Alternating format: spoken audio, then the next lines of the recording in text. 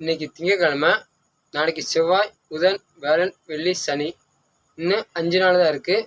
இந்த 5 நாளில் குழந்தைகள் பசியை போக்க, முதியோர் பசியை போக்க உங்களால் முடிந்ததுவி, என்னால் முடிந்ததுவி நல்லது செய்ய பணம் வேண்டாங்க.